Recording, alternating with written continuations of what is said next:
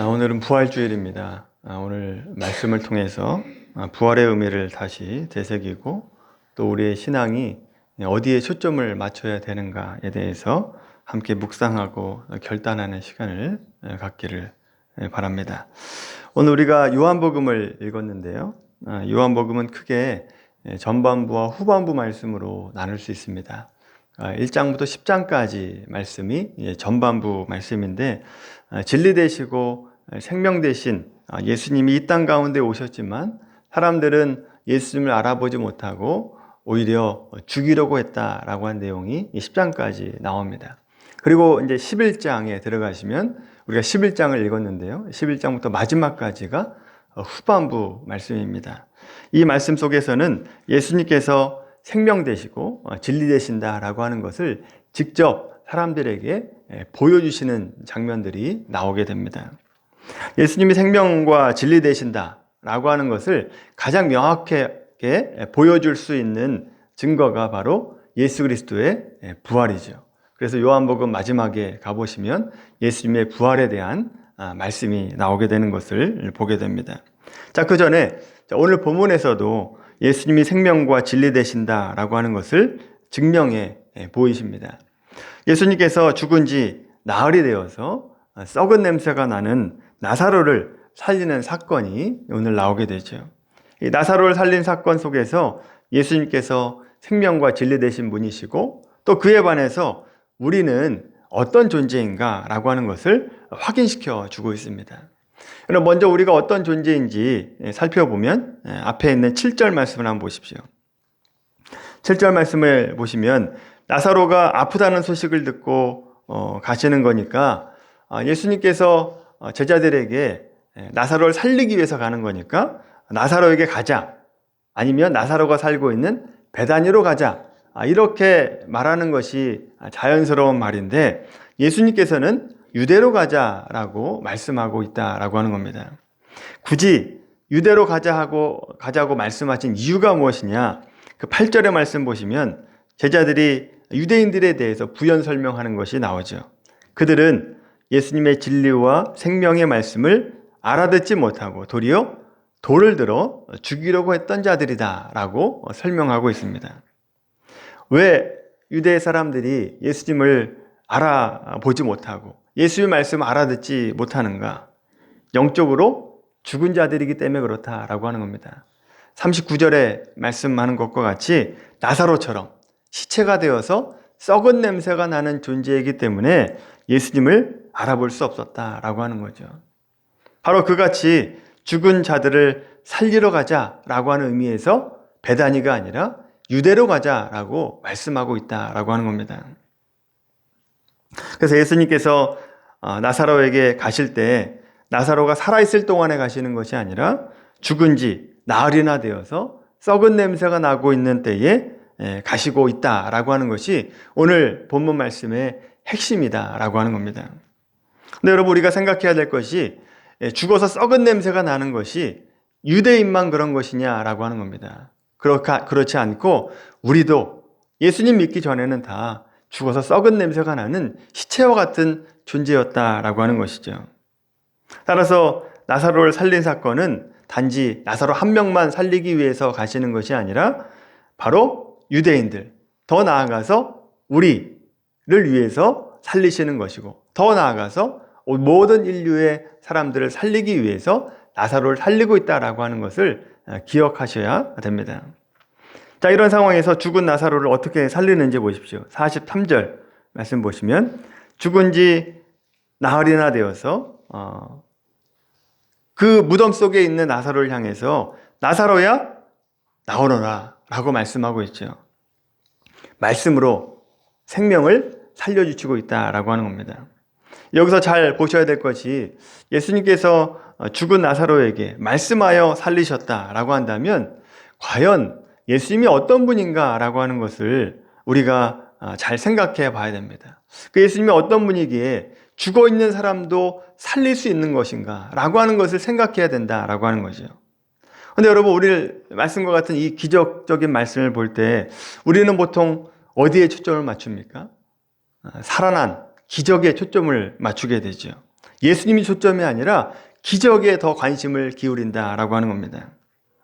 많은 그리스도인들조차도 복음 자체에 관심을 갖기보다는 부수적인 것에 집중을 하는 것을 보게 됩니다.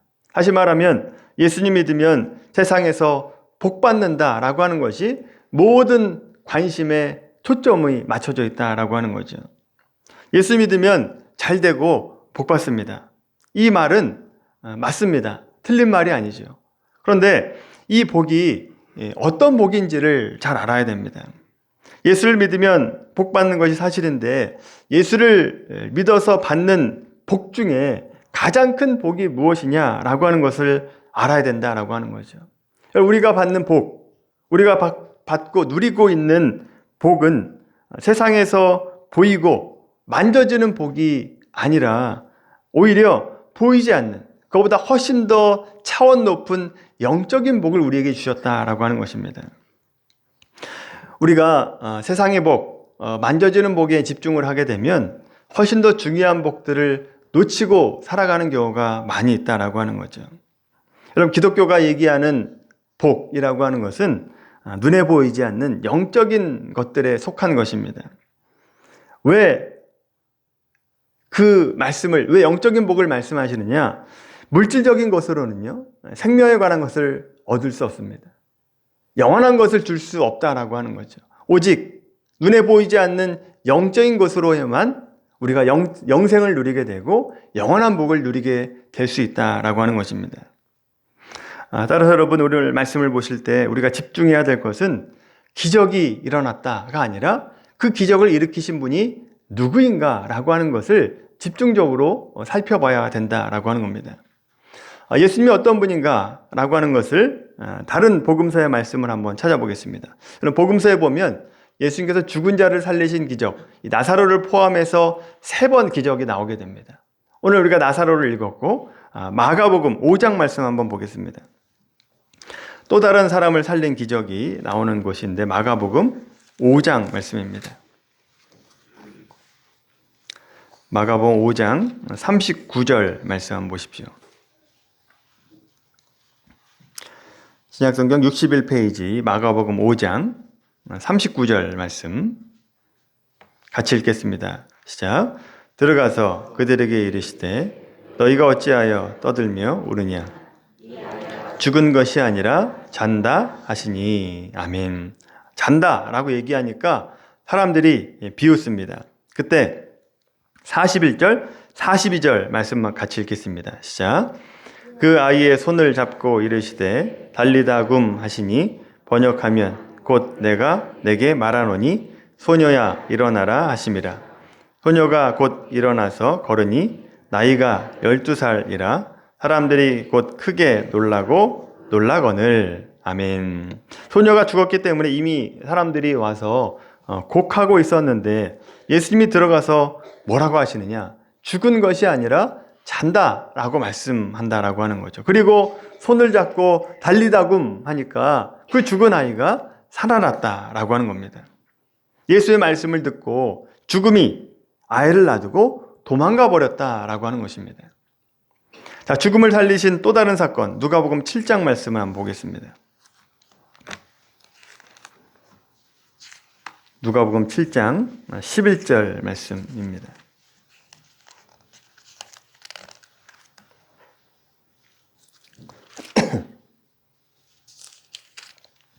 누가복음 7장 11절부터 15절까지 말씀 같이 읽겠습니다. 시작. 그 후에 예수께서 나인이라는 성으로 가실새 제자와 많은 무리가 동행하더니 성문에 가까이 이르실 때에 사람들이 한 죽은 자를 메고 나오니 이는 한 어머니의 독자요 그의 어머니는 과부라.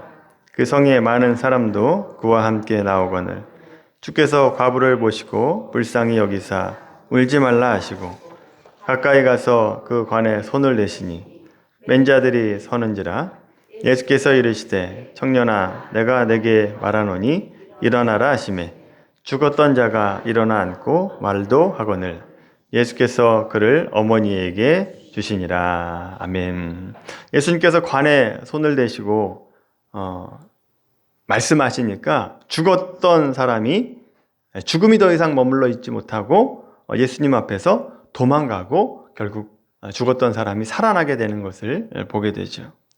나사로와 또 회당장 야이로의 딸과 또 나인성 과부의 아들을 살리는 것을 통해서 예수님이 생명 되신다라고 하는 것을 증명해 보여주고 있는 것이다라고 하는 거죠.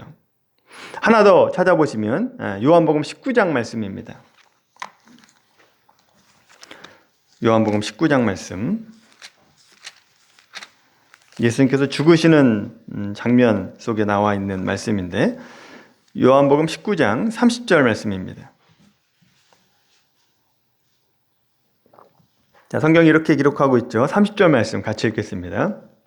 예수께서 신 포도주를 받으신 후에 이르시되 다 이루었다 하시고 머리를 숙이니 영원히 떠나가시니라. 아멘. 여러분, 요한복음을 공부하면서 우리 몇 번 말씀을 드렸습니다. 사람이 죽을 때 머리가 떨어지면 죽습니까? 아니면 죽으면 머리가 떨어집니까?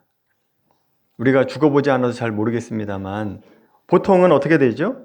사람이 죽으면 고개가 떨어지게 되어 있다라고 하는 겁니다. 근데 여러분, 이 30절 말씀 보세요. 뭐가 먼저입니까? 머리를 먼저 숙였다라고 말씀하고 있죠. 그랬더니 영원히 떠나가셨다라고 말씀하고 있습니다. 이것이 무슨 의미이냐? 예수님께서 죽음에게 허락하셔야만 죽음이 온다라고 하는 것을 보여주고 있다라고 하는 거죠. 예수님이 생명과 빛이고 진리이기 때문에 죽음이 와서 예수님을 잡아갈 수 없고 오직 예수님이 허락하셔야만 죽음도 올 수 있다라고 하는 것을 유일하게 요한복음에서 기록하고 있다라고 하는 거죠. 여러분, 이 구절들을 통해서 알 수 있는 것이 무엇이냐? 예수님이 생명 자체다라고 하는 겁니다. 예수님이 진리 자체인 분이시다라고 하는 것을 말씀하고 있다라고 하는 거죠. 요한복음 14장 6절에 말씀 보시면 예수께서 이르시되 내가 곧 길이요 진리요 생명이니 나로 말미암지 않고는 아버지께로 올 자가 없느니라 라고 말씀합니다. 여러분 잘 보십시오. 예수님께서 생명이다 라고 얘기합니다. 예수님이 곧 진리다, 예수님이 곧 길이다 라고 말씀하고 있다라고 하는 거죠. 그래서 여러분, 우리가 예수님과 연결되어 있지 않으면 그 길은 길이 아닌 겁니다. 예수님과 함께 있지 않으면 진리가 아닌 것이다 라고 하는 거죠. 예수님과 예수님 안에 들어가 있지 않으면 생명이 없는 것이다 라고 말씀하고 있는 거죠. 여러분, 예수님이 생명이고 길이고 진리다 라고 하는 것을 믿고 고백하는 여러분들이 되기를 바랍니다. 오늘 본문을 통해서 우리 한 가지 더 살펴봐야 될 것이 있는데, 여러분, 머리로 아는 것과 실제로 행하는 것이 얼마나 다른가라고 하는 것을 잘 보셔야 됩니다. 오늘 본문으로 다시 한번 돌아와 보십시오. 자, 오늘 본문으로 돌아와 보시면 예수님께서 나사로가 있는 베다니로 가셨습니다. 그리고 예수님과 마르다의 대답이 나오게 되는데, 이 마르다의 대답이 사실 우리의 연약한 믿음의 모습을 그냥 그대로 투영해 보여주고 있습니다. 우리의 믿음이 얼마나 연약한가를 보여주고 있다라고 하는 거죠. 예수님을 향해서 마르다가 원망 비슷하게 하고 있습니다. 예수님이 이 베다니에 계셨으면 우리 오라비가 죽지 않았을 텐데 여기 안 계셨기 때문에 오라비가 죽었습니다. 원망 비슷한 말을 하고 있죠. 그러자 예수님께서 내 오라비가 다시 산다, 걱정하지 마라, 이렇게 말씀하시죠. 그랬더니 또 뭐라고 대답하느냐? 마지막 날 부활할 것을 내가 믿습니다. 마르다가 그렇게 대답을 하죠. 이스라엘 백성들은 대부분의 사람들이 부활을 믿고 있었습니다. 그러니까 마지막 날에 내가 부활할 것을 믿습니다 라고 얘기하지만 말을 잘 알아듣지 못하는 마르다에게 예수님께서 다시 말씀하죠. 나는 부활이요 생명이니 나를 믿는 자는 죽어도 살겠고 살아서 나를 믿는 자는 영원히 죽지 아니할 것이다. 이 말씀을 하십니다.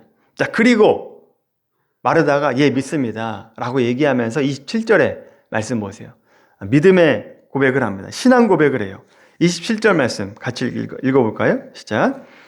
이르되 주여 그러하여다. 주는 그리스도시요 세상에 오시는 하나님의 아들이신 줄 내가 믿나이다. 아멘. 얼마나 멋있는 고백을 합니까? 베드로의 고백과 같이 아주 멋있는 고백을 하는 것을 보게 되죠. 자, 그리고 이 고백한 다음에 마르다가 있는 무덤에 갑니다. 예수님께서 무덤의 문을 돌을 치워라 라고 얘기하니까 마르다가 뭐라 해요? 39절의 말씀 보십시오. 예수께서 이르시되 돌을 옮겨 놓으라 하시니 그 죽은 자의 누이 마르다가 이르되 주여 죽은 지 나흘이나 되었음에 벌써 냄새가 나나이다. 무슨 뜻입니까? 이미 죽은 지 오래됐는데 왜 시체를 보려고 하십니까? 쓸데없는 짓 하지 마십시오. 이런 얘기를 하고 있는 거죠. 그렇다면 조금 전에 마르다의 신앙 고백, 27절의 신앙 고백은 전부 뭡니까? 예수님은 하나님의 아들이시고 예수님의 부활이고 생명이고 영원히 죽음을 맛보지 않는 분이라고 하는 것을 내가 믿습니다 라고 하는 이 신앙 고백과 실제 행동이 얼마나 다른가라고 하는 것을 보셔야 된다라고 하는 거죠. 오늘날 우리도 보면 예수님이 길이요 진리요 생명 되신다라고 하는 것을 믿고 고백은 합니다. 그러나 이 머리로는 아는데 실제로 그 말씀이 내 삶 가운데 적용되지 못하고 그 말씀이 내 삶을 바꿔놓지 못하고 있다라고 하는 겁니다. 물론 오늘날에는 나사로가 살아나는 것 같은 기적이 아예 없진 않습니다만 거의 일어나지 않습니다. 왜 일어나지 않느냐? 오늘 이 말씀은 예수님이 생명 되시고 진리 되시고 길 되신다라고 하는 것을 보여주기 위해서 나타나는 기적입니다. 여러분, 우리는 이미 예수님이 생명 되시고 진리 되시고 길 되신다라고 하는 것을 압니다. 다 알고 있죠. 모르는 사람이 없습니다. 그래서 이런 기적이 우리에게 나타날 필요가 없기 때문에 이런 기적이 나타나지 않고 있는 거죠. 그렇다면 우리가 예수님이 길이고 진리요 생명이다라고 하는 것을 믿고 있는데, 그렇다면 그것을 믿는 자로서 살아가는 삶이 있어야 되는데 실제 현실에서는 예수님을 믿는 자로서의 삶이 전혀 나타나지 않고 있다라고 하는 거죠. 기껏 한다는 말이 예수님, 제가 예수님 믿습니다. 그리고 그 예수님 믿는 것 때문에 내가 천국 갈 줄로 믿습니다. 이런 고백을 한다라고 하는 거죠. 그 대답이 맞죠. 틀린 말이 아닙니다만 죽어서 천국 가는 것은 지금 현실과 너무 동떨어져 있어요. 너무 동떨어져 있어가지고 그 천국 가는 것이 오늘날 내 삶을 변화시키지 못한다고요. 현실에서 믿음의 힘이 발휘하지 못합니다. 부활신앙으로 살지 못한다라고 하는 거죠. 마르다를 보십시오. 바로 생명과 진리 되신 주님 앞에서조차도 부활을 믿지 못하고 있다라고 하는 거죠. 우리도 그렇게 되어 있다라고 하는 겁니다. 똑같습니다. 마르다와 같이.